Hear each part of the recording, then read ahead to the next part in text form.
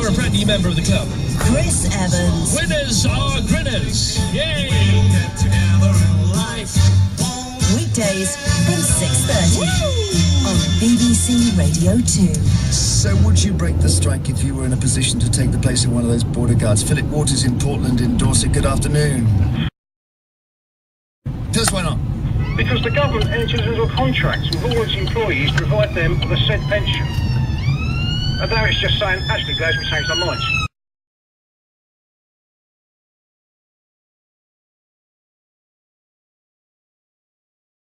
The private sector, the people have had